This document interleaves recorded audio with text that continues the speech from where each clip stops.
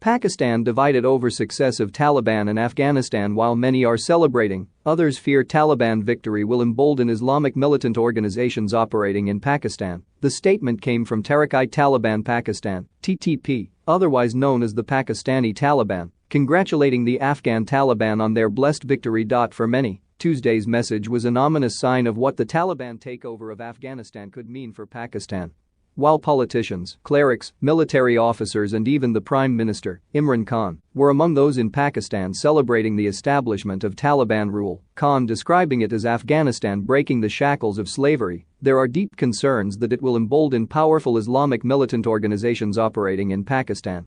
These militant groups are fighting for Pakistan to adopt a similar model of strict and repressive Islamic governance seen under Taliban rule in Afghanistan between 1996 and 2001. And which many believe will once again be imposed. Tehrik-i-Taliban takeover will empower all extremist religious elements in Pakistan, said Ayesha Siddiqa, an author and political analyst. The next few months will probably be peaceful in comparison to what lies ahead in Afghanistan, but then extremism will start. If the Taliban succeed in any form, it will give militants reason to argue for an Islamic system to govern Pakistan. TTP, which is a banned militant group in Pakistan responsible for dozens of terrorist attacks, had already been making a resurgence recently. The group is an offshoot of the Afghan Taliban, and their ties and shared ideology are undeniable. In the past, senior Taliban figures have been made TTP leaders.Among. The first prisoners released by the Taliban in Afghanistan last week was the TTP deputy chief, Faqir Muhammad.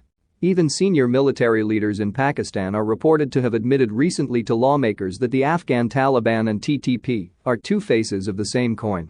Many blame Pakistan for the resurgence of the Taliban in Afghanistan, with whom it has historically always been friendly. Pakistan helped bring about and supported the first Taliban regime in 1996, and after the US invasion in 2001, Taliban leaders were given sanctuary in Pakistan, where they lived and regrouped for 2 decades. Pakistan has been accused of turning a blind eye to the Taliban training camps in the remote and rugged border regions.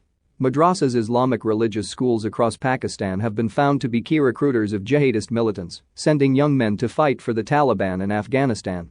As the battles between insurgents and Afghan government forces escalated in recent weeks, injured Taliban fighters were allowed to cross over the border for treatment. The bodies of dead Taliban soldiers were brought back to Pakistan, and pro-Taliban marches and rallies in Pakistan's border regions continued. It is not known exactly what Pakistan hopes to gain from Taliban rule in Afghanistan this time round, though it is likely they are pushing for greater influence and leverage in Afghanistan and a regional ally against India, their greatest foe.